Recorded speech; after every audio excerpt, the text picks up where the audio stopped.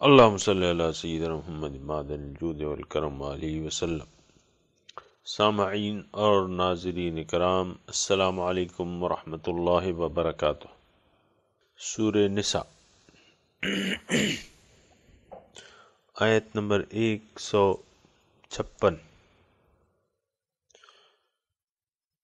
اعوذ باللہ من الشیطان الرجیم، بسم اللہ الرحمن الرحیم۔ وَبِكُفْرِهِمْ وَقَوْلِهِمْ عَلَى مَرْيَمَ بُهْتَانًا عَظِيمًا وَقَوْلِهِمْ إِنَّا قَتَلْنَا الْمَسِيحَ عِيسَى ابْنَ مَرْيَمَ رَسُولَ اللَّهِ وَمَا قَتَلُوهُ وَمَا صَلَبُوهُ وَلَكِنْ شُبِّهَ لَهُمْ وَإِنَّ الَّذِينَ اخْتَلَفُوا فِيهِ لفی شک منہ ما لہم بہ من علم الا اتباع الظن وما قتلوہ یقینا بل رفعہ اللہ الیہ وکان اللہ عزیزا حکیما وَإِن مِّنْ أَهْلِ الْكِتَابِ إِلَّا لَيُؤْمِنَنَّ بِهِ قَبْلَ مَوْتِهِ وَيَوْمَ الْقِيَامَةِ يَكُونُ عَلَيْهِمْ شَهِيدًا فَبِظُلْمٍ مِّنَ الَّذِينَ هَادُوا حَرَّمْنَا عَلَيْهِمْ طَيِّبَاتٍ أُحِلَّتْ لَهُمْ وَبِصَدِّهِمْ عَنْ سَبِيلِ اللَّهِ كَثِيرًا وَأَخْذِهِمُ الرِّبَا وَقَدْ نُهُوا عَنْهُ وَأَكْلِهِمْ أَمْوَالَ النَّاسِ بِالْبَاطِلِ وَأَعْتَدْنَا لِلْكَافِرِينَ مِنْهُمْ عَذَابًا أَلِيمًا لكن الراسخون في العلم منهم والمؤمنون يؤمنون بما أنزل إليك وما أنزل من قبلك والمقيمين الصلاة والمؤتون الزكاة والمؤمنون بالله واليوم الآخر أولئك سنؤتيهم أجرا عظيما وَبِكُفْرِهِمْ وَقَوْلِهِمْ عَلَى مَرْيَمَ بُهْتَانًا عَظِيمًا، اور بسبب ان کے کفر کے اور اس بات کے کہنے کے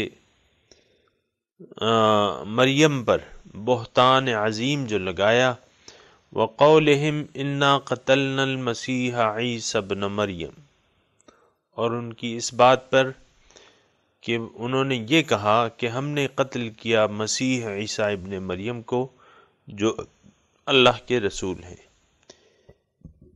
وما قتلوہ، اور ان کو قتل نہیں کیا گیا، وما صلبوہ، اور ان کو مصلوب نہیں کیا گیا، ولیکن شبہ لہم، لیکن یہ شک میں پڑ گئے، اشتباہ ہو گیا، ان کو اشتباہ لگ گیا۔ وَإِنَّ الَّذِينَ اخْتَلَفُوا فِيهِ لَفِي شَكٍّ مِّنْهُ، اور جو لوگ اس میں اختلاف کرتے ہیں تو وہ اس بارے میں شک میں ہیں، مَا لَهُمْ بِهِ مِنْ عِلْمٍ إِلَّا اتِّبَاعَ الظَّنِّ، ان کو حقیقت کا علم نہیں ہے لیکن وہ گمان کی پیروی کرتے ہیں۔ اور اللہ تعالیٰ فرماتے ہیں کہ وَمَا قَتَلُوهُ يَقِينًا، انہوں نے ان کو یعنی عیسیٰ ابن مریم کو ہرگز قتل نہیں کیا، یقیناً قتل نہیں کیا، بر رفعہ اللہ الیہ، بلکہ اللہ تعالیٰ نے ان کو اٹھا لیا اپنی جانب۔ وکان اللہ عزیزاً حکیما، اور بے شک اللہ تعالیٰ غالب ہے اور حکمت والا ہے۔ وَإِن مِّنْ أَهْلِ الْكِتَابِ إِلَّا لَيُؤْمِنَنَّ بِهِ قَبْلَ مَوْتِهِ، اور اہل کتاب میں سے جو کچھ بھی ہے وہ ایمان لائیں گے عیسیٰ علیہ السلام پر، یقین کر لیں گے عیسیٰ علیہ السلام پر قبل اپنی موت کے۔ وَيَوْمَ الْقِيَامَةِ، اور قیامت کے دن یکون علیہم شہیدا، وہ عیسیٰ علیہ السلام ان پر گواہ ہوں گے۔ فَبِظُلْمٍ مِّنَ الَّذِينَ هَادُوا، پس ظلم کے یہودیوں کے ظلم کی سبب، حرمنا علیہم، ان پر میں نے حرام کر دیے پاک صاف وہ چیزیں جو ان پر حلال کی گئی تھی، وَبِصَدِّهِمْ عَنْ سَبِيلِ اللَّهِ، اور بسبب روکنے کے اللہ کے راستے سے بہت، وَأَخْذِهِمُ الرِّبَا، اور بسبب ان کے سود لینے کے، وَقَدْ نُهُوا عَنْهُ، اور حالانکہ ان کو منع کیا گیا تھا کہ سود نہ لو، وَأَكْلِهِمْ أَمْوَالَ النَّاسِ، اور بسبب لوگوں کا مال باطل طریقے سے کھانے کے سبب، وَأَعْتَدْنَا، اب ان تمام کا نتیجہ کیا ہے؟ یہ کافر ہیں، کافر ہو گئے ہیں، اور میں نے تیار کر رکھا ہے کافروں کے لیے، ان میں سے جو کافر ہیں، یعنی جو اللہ تعالیٰ کے احکامات کو ماننے کے لیے تیار نہیں ہے، ان کے لیے اللہ تعالیٰ فرما رہے ہیں کہ میں نے دردناک عذاب تیار کر رکھا ہے۔ لیکن الراسخون فی العلم، اب سوال یہ پیدا ہوتا ہے کہ آیا یہ سب ہی کافر ہیں یا فاسق ہیں یا ظالم ہیں؟ نہیں، بلکہ راسخ ان میں سے جو راسخ فی العلم ہے، یعنی اونچے درجے کے عالم ہیں، راسخون فی العلم پوہان، والمؤمنون اور جو مومن ہیں ان میں سے، یؤمنون بما انزل الیک، وہ ایمان لاتے ہیں جو نازل کیا گیا ہے آپ کی طرف، وما انزل من قبلک، اور جو نازل کیا گیا ہے آپ سے پہلے، والمقیمین الصلاۃ، اور وہ قائم کرنے والے ہیں نماز کو، اور زکوٰۃ دینے والے ہیں، اور ایمان لانے والے ہیں اللہ پر اور یوم آخرت پر۔ اولئک سنؤتیہم اجرا عظیما، یہ وہ لوگ ہیں جن کو میں جلد ہی اجر عظیم عطا کروں گا۔ سامعین کرام، مضمون یہود کا، اہل کتاب کا شروع ہو چکا ہے، اس ضمن میں کہ انہوں نے مطالبہ کیا تھا رسول اللہ صلی اللہ علیہ وسلم سے کہ ہمیں یہ کتاب جو ہے، ان تنزل علیہم کتابا من السماء، کہ یہ کتاب قرآن تھوڑی تھوڑی آپ بیان کر رہے ہیں، ہمیں یک بارگی، ہمیں یعنی غیب سے، من السماء کا مطلب یہ ہے غیب سے آپ کتاب ہمیں سامنے، کہ اس میں لکھا ہو، اس میں دعوت ہو کہ یہ میرے پیغمبر ہیں، ان پہ ایمان لاؤ، تو اس طریقے سے ہمیں کوئی لکھا ہوا ریٹن شیپ میں ہمیں وہ دے۔ تو یہ ایک بہت بڑی یعنی جسارت تھی، اللہ اور اس کے رسول کے سامنے بہت بڑی جسارت تھی۔ حالانکہ سامعین کرام، یہ یہود وہ یہود تھے کہ جو آئے مدینے اسی لیے تھے کہ ہم جب رسول عربی آئیں گے، ان کی کتابوں میں لکھا تھا، تمام نشانیاں موجود تھیں، اور لیکن فلما جاءہم ما عرفوا کفروا بہ، جب آیا ان کے پاس وہ ہستی جو انہوں نے پہچان لی تو انہوں نے انکار کر دیا۔ اب خوبت بہانے بسیار، یعنی آپ اگر ایک بات کو نہیں مانتے تو اس کے لیے ہزار بہانے ڈھونڈیں گے، تو یہ ان بہانوں میں سے ایک بہانہ تھا کہ یسألک اہل الکتاب ان تنزل علیہم کتابا من السماء، اہل کتاب آپ سے پوچھتے ہیں کہ نازل ہو ان پر کتاب آسمان سے، یعنی غیب سے کتاب آ جائے۔ تو یہ ایک بہت بڑی جسارت تھی سامعین کرام۔ تھوڑا سا بات یہ ہے سامعین کرام کہ اگر میں اور آپ سمجھنے کی کوشش کریں، یہ ان کی ایک لمبی فہرست بیان کی گئی ہے جو انہوں نے نافرمانیاں کی تھی، اللہ تعالیٰ کی نافرمانیاں کی تھی، اور ان کے اللہ کے رسولوں کو قتل کیا تھا، اللہ کے احکامات سے صریح انکار کیا تھا۔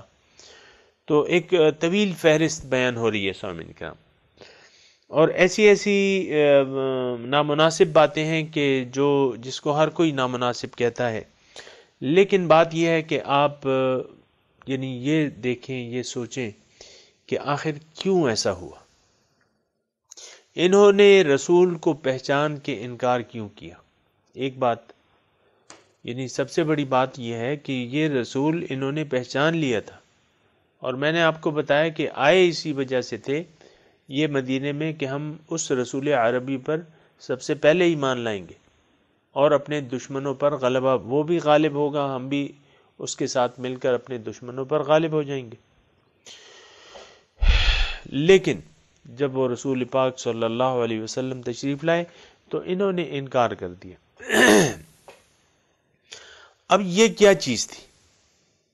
اگر ایک لفظ میں آپ کو یعنی ان کی جو بیماری کی اصل وجہ تھی وہ یہ ہے کہ یہ ظاہر پرست بن گئے تھے،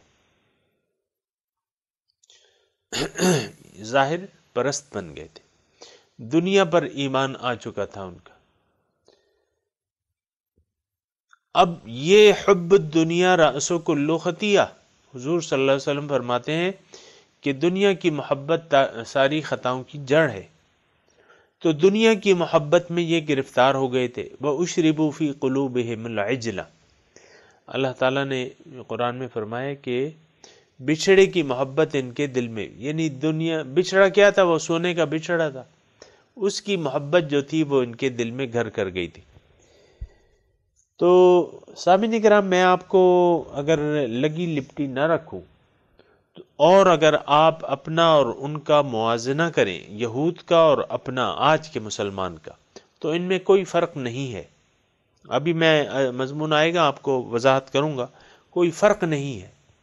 ہم نے بھی رسول عربی کی تعلیمات سے انکار کر دیا ہے، حالانکہ ہم جانتے ہیں کہ رسول صلی اللہ علیہ وسلم حق نبی ہیں، جانتے ہیں کہ یہ اللہ کے پیغمبر ہیں، لیکن ہم نے اس سے انکار کر دیا ہے۔ اور ہم نے، یعنی میں آپ کو کہہ رہا ہوں کہ ہمارا اور ان کا معاملہ تقریباً برابر ہے، لیکن اگر میں آپ کو حضور صلی اللہ علیہ وسلم نے جو پیشن گوئیاں کی ہیں اس کی وساطت سے آپ کو بات کروں تو زیادہ بہتر ہوگا۔ اور حضور صلی اللہ علیہ وسلم فرماتے ہیں کہ تم گزشتہ قوم کے قدم پہ قدم حذو النعل بالنعل، یعنی نقش ان کے نہیں ان کے نقش قدم پر چلو گے، یہاں تک کہ کوئی اگر اپنے ماں کے پلنگ پر ان میں سے کوئی چڑھا ہے تو تم بھی یہ کام کر گزرو گے۔ یہ ایک حدیث ہے۔ دوسری حدیث کے الفاظ کیا ہیں؟ حتی لو دخلوا جحر دب لتمعتموہ، اگر ان میں سے کوئی گوہ کے سوراخ میں داخل ہوا ہے تم بھی اس میں سے داخل ہوگے۔ سامعین کرام، بڑی دردناک بات ہے، توجہ کی بات ہے۔ ایک تو بات یہ ہے کہ قرآن کو ہم اپنے اوپر فٹ کرنے کی کوشش نہیں کرتے، ہم یعنی اصلی جو بات ہے وہ یہی ہے جو میں آپ کو کہہ رہا ہوں کہ ہم قرآن کو اپنے اوپر فٹ کرنے کی کوشش نہیں کرتے۔ دوسری بات یہ ہے کہ قرآن، یہ میں آپ کو بتا چکا ہوں اور بتاتا رہتا ہوں کہ چونکہ قرآن کے مقاصد ہمارے مقاصد نہیں ہیں، لہٰذا قرآن کو ہم نے چھوڑا ہوا ہے، بلکہ ہر چیز کو چھوڑا ہوا ہے۔ دیکھیں، اللہ تعالی ہمارا مقصود واحد ہے۔ اگر کوئی اللہ کی یاد کو بھلا کے دنیا پر یقین لے آئے، ظاہر پر یقین لے آئے، سونے چاندی پر یقین لے آئے، مال اور اولاد پر یقین لے آئے، بیوی بچوں پر یقین لے آئے، تو بات یہ ہے کہ یہ بات پھر بگڑ جائے گی۔ میں آپ کو بتا دے رہا ہوں، پھر یہ ہے، پھر کیا ہوگا؟ اگر آپ کا مقصود، مختصر الفاظ میں آپ کو وہ بات بتا رہا ہوں، اگر آپ کا مقصود دنیا اور ما فیہا ہو گیا، اب آپ کو نہ رسول کی ضرورت ہے، نہ اللہ تعالیٰ کی عبادت کی ضرورت ہے، نہ آپ کر سکتے ہیں، نہ آپ رسول کی عبادت کر سکتے ہیں، نہ قرآن پر عمل کر سکتے ہیں، نہ آپ دین میں پورے کے پورے داخل ہو سکتے ہیں۔ اگر آپ کا مقصود و مطلوب و محبوب اور معبود اللہ نہیں ہے تو یقین جانیں یہ کوئی کام آپ سے نہیں ہو سکتا۔ اور اب ظاہر ہے، دیکھیں، جس معاشرے میں میں اور آپ رہ رہے ہیں وہ معاشرہ دین پر مکمل عمل کو ناقابل عمل سمجھتا ہے، سمجھتا بھی ہے اور اس کو بھلا چکا ہے، ہر چیز کو بھلا چکا ہے۔ آج کا مسلمان معاشرہ حضور صلی اللہ علیہ وسلم کی سنت، قرآن کی تعلیمات کی اتباع، دین اسلام کی مکمل پیروی، اللہ تعالیٰ کی بندگی، مکمل بندگی اللہ تعالیٰ کی، یہ چیزیں جو ہیں ہم بھلا چکے ہیں اور نہ ہم کرنا چاہتے ہیں۔ سچی بات یہ ہے، کوئی آج اللہ کی 100% بندگی پر آمادہ نہیں ہے، اس کی کچھ ریزرویشن ہے سامعین کرام، آپ دیکھ لیں، خود کو ٹٹولیں، آپ کی تو کوئی ریزرویشن نہیں ہے۔ میں جو دیکھتا ہوں تو لوگوں کی کچھ ریزرویشن ہے، یعنی یہ بعض لوگوں کی ریزرویشن ہے، اکثر لوگ تو اس پر ایمان ہی نہیں لاتے، نہ ان کا اللہ کی وحدانیت پر ایمان ہے، یعنی توحید پر ایمان نہیں ہے، آخرت پر ایمان نہیں ہے، نہ جنت پر ایمان ہے، نہ دوزخ پر ایمان ہے، نہ حضور صلی اللہ علیہ وسلم کے قابل اتباع ہونے پر ایمان ہے، یہ کوئی بھی نہیں ہے۔ ایمان ہے تو دنیا، لم یرد الا الحیات الدنیا، سوائے دنیا کے اور کوئی چاہتا نہیں ہے۔ آپ خود دیکھ لیں، ہمارے ٹائم ٹیبل میں اللہ کے لیے، اللہ کے دین کے لیے یہ کوئی وقت نہیں ہے، آخرت کی تیاری کے لیے کوئی وقت نہیں ہے۔ ہمارے دنیاوی مصروفیات اتنی بڑھ گئی ہیں کہ ہم اس میں ڈوب چکے ہیں، دنیا کی محبت میں، دنیا کے کاموں میں ڈوب چکے ہیں، اور دنیا نے، یعنی اب یہ ہے نا کہ اس نے اپنے ہمیں شکنجے میں لے لیا ہے۔ مختلف محبتیں ہیں انسان کے ساتھ، مختلف تعلقات ہیں، اور وہ تعلقات اس کو مجبور کرتے ہیں کہ اللہ سے تم نے کوئی تعلق نہیں رکھنا۔ اللہ، تو یہ بڑی خطرناک صورتحال ہے سامعین کرام۔ تو یہ میں آپ کو یہ اتنا ابتدائیہ اس لیے کیا ہے کہ آپ یہ نہ سمجھیں کہ یہ یہود کا حال ہے، آپ اس میں اپنے آپ کو تلاش کریں، میں بھی اپنے آپ کو اس میں تلاش کروں گا کہ ہم کہاں کھڑے ہیں۔ پیغمبروں کو قتل کیا ہے انہوں نے، کل کے ہم نے سبق میں پڑھا ہے۔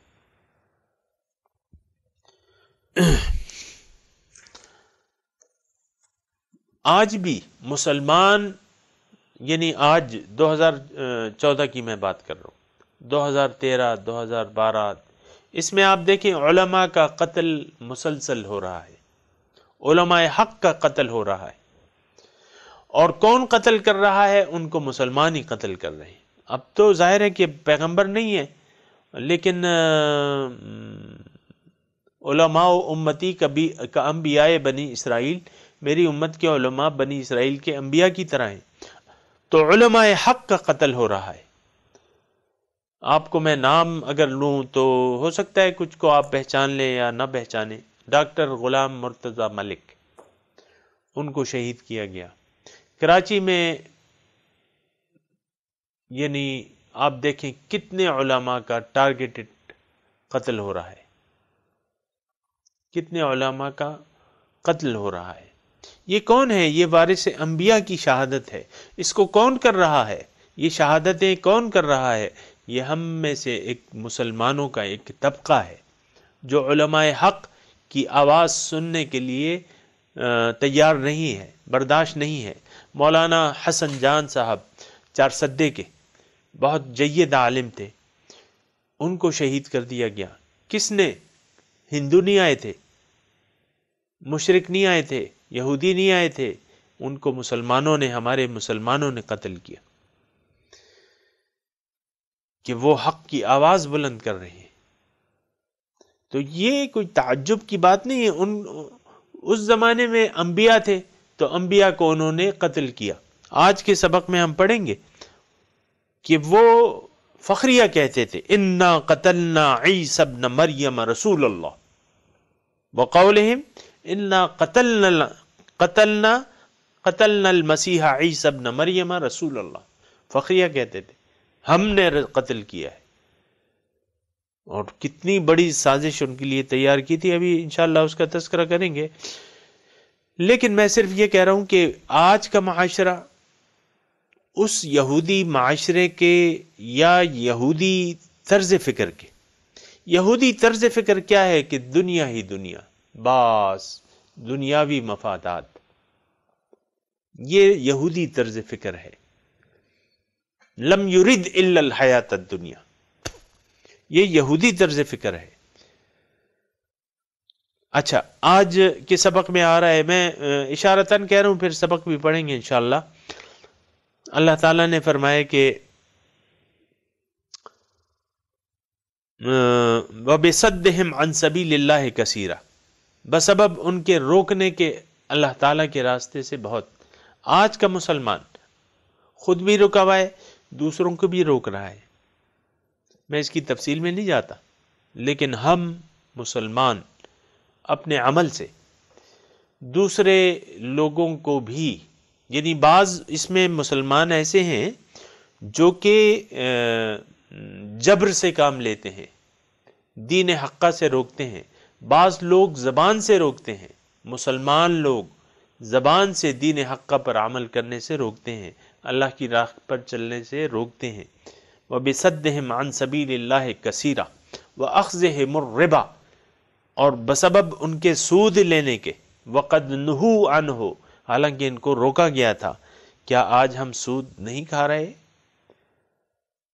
آج تو سود کی فیکٹریاں لگی ہوئی ہیں. یہ تمام بینک جو ہیں یہ کیا ہیں؟ یہ سود لینے اور دینے کی فیکٹریاں ہیں، لے بھی رہے ہیں دے بھی رہے ہیں. وَقَدْ نُهُوا عَنْهُ، کیا ہمیں روکا نہیں کیا؟ اللہ تعالیٰ نے ہمیں روکا نہیں ہے. اللہ تعالیٰ نے روکا ہے، سود جو ہے حرام ہے، لیکن اخذہم الربا وقد نہوا عنہ واکلہم اموال الناس بالباطل، اور لوگوں کا مال باطل طریقے سے کھانے سے. ہم نے کیا آج لوگوں کا مال باطل طریقے سے ہم نہیں کھاتے؟ کرپشن، کیا پاکستان میں کوئی کرپشن نہیں ہے؟ کیا پاکستان میں کوئی رشوت ستانی کا کوئی چلن نہیں ہے؟ بے شک رشوت ستانی اور کرپشن سے بھرپور معاشرہ ہے. وَأَكْلِهِمْ أَمْوَالَ النَّاسِ بِالْبَاطِلِ، اور بسبب ان کے مال کھانے کے، باطل طریقے سے لوگوں کا مال کھانے سے.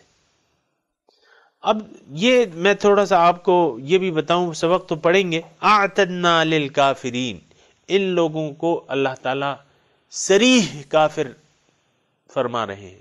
اور صرف یہ جگہ نہیں ہے کہ ایسے لوگوں کو، ایسے مسلمانوں کو، ظاہر ہے کہ یہودی تو مسلمان تھے، عیسیٰ علیہ السلام کے پیروکار تھے، عیسیٰ علیہ السلام کا کلمہ پڑھا ہوا تھا، خدا کی توحید کا کلمہ پڑھا ہوا تھا، لا الہ الا اللہ، موسیٰ کلیم اللہ، یہ ان کا کلمہ تھا.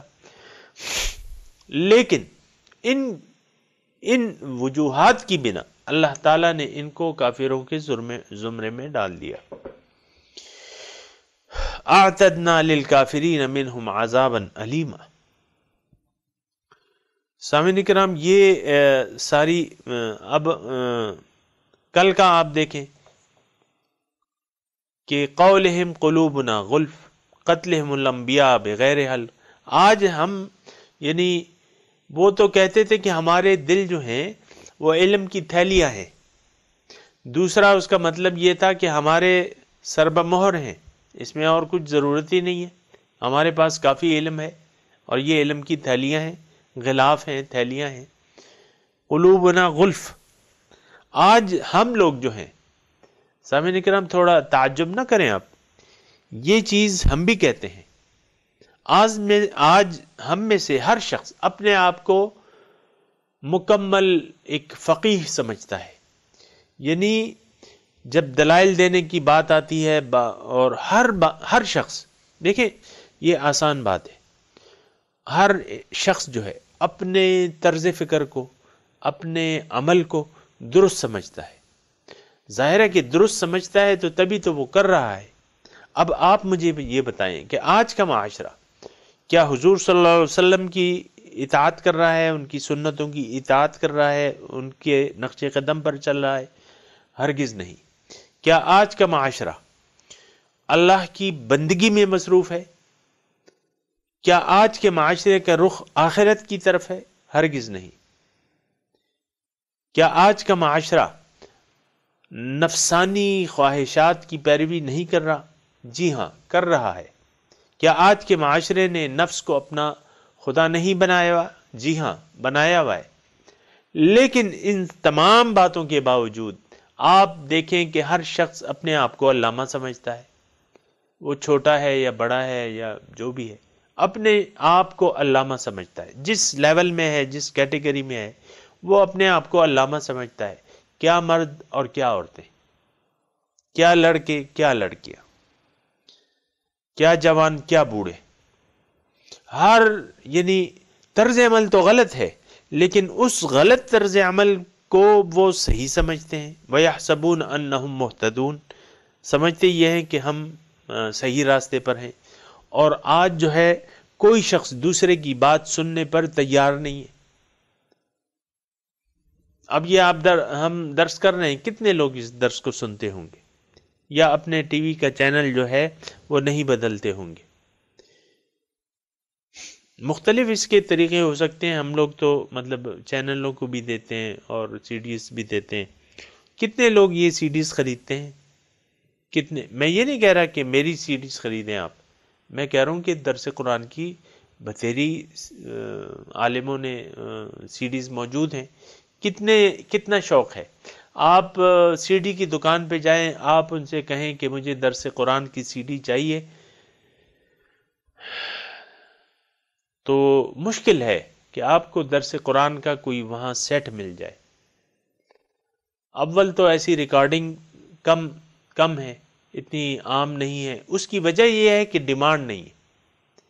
ہاں، تلاوت کی سیڑیاں مل جائیں گی، لفظی تلاوت کی سیڑیاں مل جائیں گی، لوگ تلاوت لگا لیتے ہیں صبح کے وقت، دکانوں میں، گھروں میں، دکانوں میں تلاوت لگا لیتے ہیں کہ برکت ہوگی، گاہک زیادہ آئیں گے۔ حالانکہ ایسی تلاوت سامعین کرام مناسب نہیں ہے۔ یعنی قرآن کا یہ، ویسے میں ایک ضمنی بات کر رہا ہوں اویئرنیس کے لیے، کہ اللہ تعالیٰ کا حکم ہے وَإِذَا قُرِئَ الْقُرْآنَ فَاسْتَمِعُوا لَهُ وَأَنصِتُوا، جب قرآن پڑھا جائے تو اس کو پوری دل جمعی سے سنو اور خاموش رہو، خاموش رہو۔ اب یہ دکانوں میں جو حضرات وہ لگاتے ہیں، ریکارڈنگ لگا لیتے ہیں، یا بعض وقت آپ دیکھیں مسجدوں میں ریکارڈنگ لگ جاتی ہے، تلاوت کی ریکارڈنگ لگ جاتی ہے، یا کسی بھی موقع پہ آپ تلاوت لگا لیں، جو نہ تو کوئی اس کو کان لگا کے سنتا ہے، نہ بیٹھ کے خاموشی سے باادب طریقے سے کوئی نہیں سنتا اس کو۔ عام میں ایسی محفلوں کی بات کر رہا ہوں، تو یہ بجائے ثواب کے گناہ آپ کما رہے ہیں۔ تو مناسب نہیں ہے کہ آپ جب تک پوری طرح قرآن پاک سننے کے لیے تیار نہ ہو، خاموش رہنے کے لیے تیار نہ ہو، تو قرآن پاک آپ نہ لگائیں۔ یہ اس کی بے حرمتی ہے، بے ادبی ہے۔ میں بات کر رہا تھا سامعین اکرام یہ یہود کی، تو یہ جو تذکرہ ہو رہا ہے اس میں یہ نہ سمجھے کہ یہ وہ یہود تھے، آج ہم نہیں ہیں، ہم بالکل وہی چیز ہیں۔ وہ یہودی اور ہم آج کے جو مسلمان ہیں بالکل سیم ایک ہی چیز، حذو نعل بالنعل، حضور نے فرما دیا ہے کہ بالکل قدم بقدم تم ان کی پیروی کرو گے۔ لَتَتَّبِعُنَّ سُبُلَ مَنْ قَبْلَكُمْ شِبْرًا بِشِبْرٍ وَذِرَاعًا بِذِرَاعٍ حَتَّى لَوْ دَخَلُوا جُحْرَ دَبٍّ لَاتَّبَعْتُمُوهُ۔ حضور صلی اللہ علیہ وسلم فرما گئے۔ تو بات یہ ہے کہ یہ سارا سوچنا چاہیے، قرآن کو اپنے لیے ہدایت کا ذریعہ بنائیں۔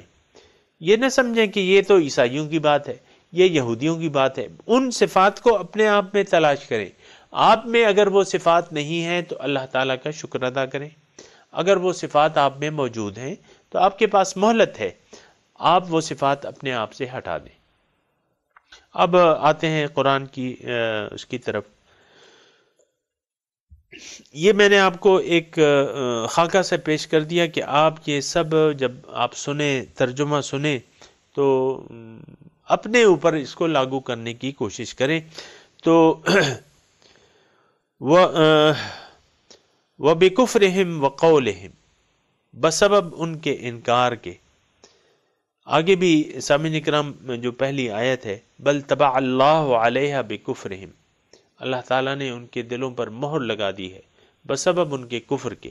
آج وَبِكُفْرِهِمْ وَقَوْلِهِمْ، بسبب ان کے انکار کے اور ان کی اس باتوں پر جو انہوں نے مریم علیہ السلام پر الزام لگایا تھا، بہتان لگایا تھا۔ مریم پر کیا بہتان لگایا تھا اور کس وقت لگایا تھا؟ حضرت عیسیٰ علیہ السلام جب تک جوانی کی حدود کو نہیں ان کی پیدائش تو آپ کو معلوم ہے کہ کس طریقے سے ہوئی، بن باپ کے وہ پیدا ہوئے، اور بچپن ہی میں انہوں نے یعنی ماں کی گود میں تھے، انہوں نے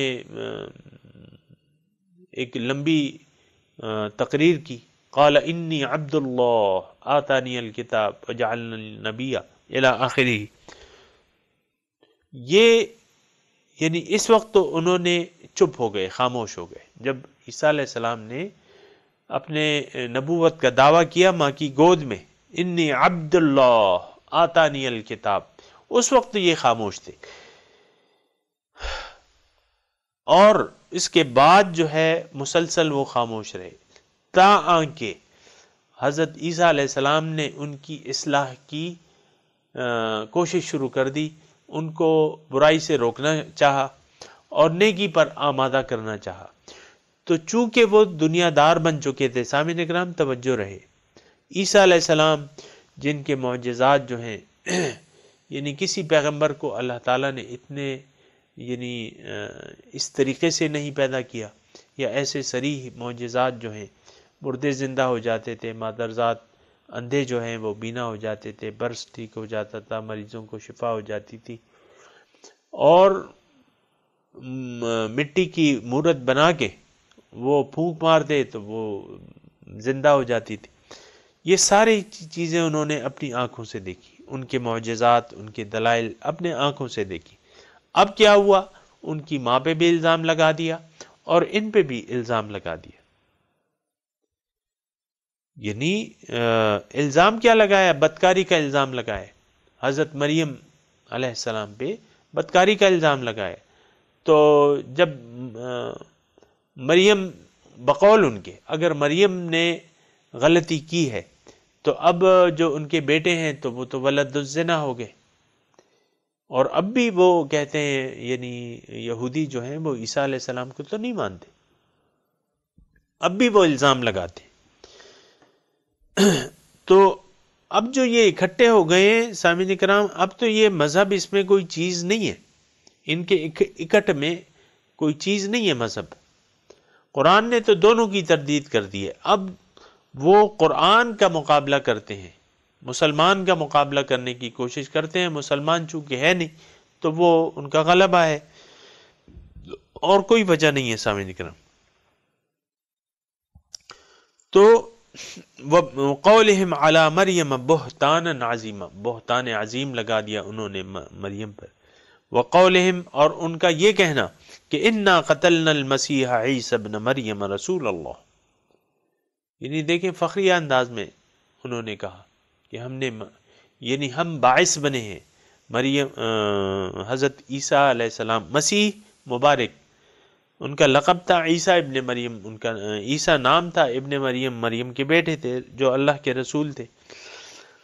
تو انہوں نے یعنی یہ فخریہ دعویٰ. اور جب مزے کی بات یہ ہے کہ اس وقت جو تھی وہ حکومت جو تھی وہ رومیوں کی تھی، یہ محکوم تھے، غلام تھے یہودی، ان کو اندرونی آزادی تھی. جب عیسیٰ علیہ السلام نے ان کو بیدار کرنا شروع کیا تو ان کی آواز ان پہ بری لگی. انہوں نے ہوتے ہوتے مقدمات تیار کر دیے، ایک تو پبلک کے لیے، ایک حکومت کا. پبلک کی طرف سے یہ کہ یہ ہم میں انتشار پیدا کر رہے ہیں، ہمیں ہمارے دین سے ہٹانے کی کوشش کر رہے ہیں، اور حکومت کی طرف سے یہ الزام لگایا کہ یہ بادشاہ کا تختہ الٹنے کی کوشش کر رہے ہیں، اپنی تبلیغ انقلاب لانے کی کوشش کر رہے ہیں. تو انہوں نے جب تحقیقات کی، اس رومی بادشاہ نے، کافر بادشاہ نے تحقیقات کی تو ان کو بے قصور پایا، لیکن بلوے کے ڈر سے اس نے یعنی اس پہ پھانسی کا حکم چڑھا دیا، چونکہ ان کا مطالبہ تھا کہ ان کو پھانسی دو. حضرت عیسیٰ علیہ السلام کو یہودیوں کا مطالبہ تھا کہ ان کو پھانسی دو. تو پھانسی جس دن دی جا رہی تھی، اگلے اس دن جو ہے عید کا دن تھا. اس سے پچھلے دن بادشاہ نے ایک خیال سے یہودیوں سے کہا کہ بھئی کل تو ان کو پھانسی دے دی جائے گی، لیکن ہم نے ایک بہت بڑا ڈاکو بھی پکڑا ہے اور وہ بھی قابل قتل ہے، تو ان دونوں میں سے میں ایک کو چھوڑتا ہوں، اب تم مجھے بتاؤ کہ کس کو چھوڑ دیں. یعنی ایک کو میں بری کر دوں گا، ایک کو میں سولی پہ لٹکا دوں گا. انہوں نے کہا عیسیٰ علیہ السلام کو آپ لٹکا دیں، اس ڈاکو کو چھوڑ دیں. سامعین کرام تھوڑا سا سوچیں، کچھ ایسی جذبات ہمارے بھی ہیں، میں یہ نہیں کہہ رہا، ایسے ہی جذبات ہیں، وہ جذبات چھپے ہوئے ہیں، جب موقع آتا ہے تو ہم بھڑک جاتے ہیں۔ آپ دیکھیں دین کے خلاف کتنی باتیں ہوتی ہیں۔ بعض لوگ جو ہیں حضور صلی اللہ علیہ وسلم کی شان میں بھی گستاخی کرتے ہیں، مسلمان لوگ گستاخی کرتے ہیں۔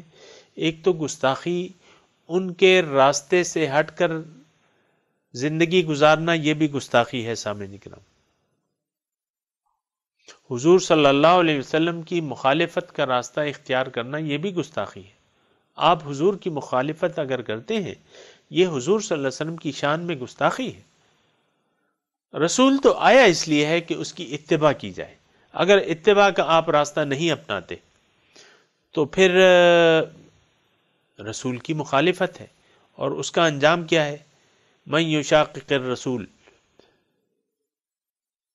من بعد ما تبین له الہدی نولہ ما تولی ونصلہ جہنم وساءت مصیرا۔ ترجمہ میں نہیں کرتا، الفاظ آپ یاد کر لیں۔ جس نے اللہ کی مخالفت کی تو اس کا انجام کیا ہوگا؟ تو انہوں نے فخریہ کہا کہ انا قتلنا عیسی ابن مریم رسول اللہ وما قتلوہ وما صلبوہ، حالانکہ انہوں نے اس کو قتل نہیں کیا، نہ ان کو سولی پہ لٹکائے، ولیکن شبہ لہم، لیکن یہ معاملہ ان پر مشتبہ ہو گیا۔ بات ایسی تھی کہ عیسیٰ علیہ السلام کو جس وقت پھانسی کا حکم چڑھ گیا، اس دن عید کا دن تھا، ان کا عید کا دن تھا، اور جمعے کا دن تھا، جمعے کا دن تھا، اور ہفتے کو ان کو چھٹی ہوتی تھی۔ اگر شام تک عیسیٰ علیہ السلام کو مصلوب نہ کیا جاتا تو اگلے دن پھر وہ پھانسی کینسل ہو جاتی، تو وہ سپاہی چونکہ مصلوب گاہ جو تھی وہ ان کی رہائش گاہ سے دور تھی، سپاہی ان کو ان کی رہائش گاہ سے لے کے چلے، تو یہودی لوگوں نے ان کی یعنی مجھے تو شرم آ رہی ہے کہ میں وہ الفاظ کہوں کہ جو انہوں نے وہ سلوک کیا، یعنی مار کٹائی، اپنے پیغمبر کی مار کٹائی، اتنا کہ وہ نڈھال ہو گئے۔ تو قانون اس زمانے میں یہ تھا کہ سلیب، جو آج کل عیسائیوں کا نشان ہے، وہ سلیب جو تھی اس کی لکڑی قانون کے مطابق اس کے یعنی جو جس کو مصلوب ہونا تھا اس کے کندھے پر رکھ کر قتل گاہ کی طرف لے جایا جاتا تھا۔ یہ چونکہ نڈال ہو چکے تھے یہ ان کی مار کٹائی سے، تو وہ رومی سپاہی تھے، انہوں نے وہ سلیب جو تھی وہ ایک اور آدمی کے کندھے پر رکھ دی کہ بھئی تم ان کے ساتھ لے کے چلو۔ جب وہ مقتل گاہ پہنچے تو وہاں جو رومی جو غیر ملکی سپاہی تھے، جو اتنی شناخت نہیں کر سکتے تھے، تو انہوں نے، اور یہ یعنی کافی وقت میں یہ فاصلہ طے ہوا، تو آخری یعنی سورج غروب ہونے والا تھا اور نیا دن شروع ہونے والا تھا ہفتے کا، تو اب ان کو جلدی تھی کہ جلدی سے یہ کام ہو جائے۔ تو ہوا یہ کہ جب وہ قتل گاہ کے دروازے پر پہنچے تو قانون کے مطابق جس کے کندھے پر سلیب تھی اس کو انہوں نے، سپاہیوں نے پہچان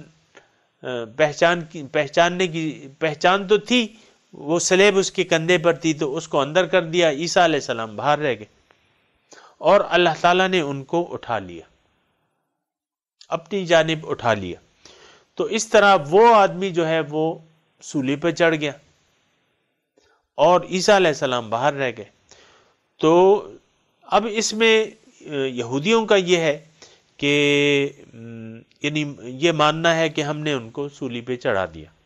عیسائی اس میں جو ہے وہ مختلف مکتب فکر ہیں، وہ کہتے ہیں مصلوب ہو گئے اور پھر زندہ ہو گئے اور پھر اٹھا لیے گئے، یعنی سولی پہ چڑھ گئے پھر نیچے اترے۔ پھر بعض مکتب فکر یہ ہیں کہ وہ مصلوب ہوئے لیکن ان کی سانس نہیں نکلی، بعد میں علاج کر کے وہ پھر ٹھیک ہو گئے۔ تو یہ اشتباہ میں ہے، عیسائی اس میں اشتباہ میں ہے کہ ہوا کیا، واقعہ کیا ہوا۔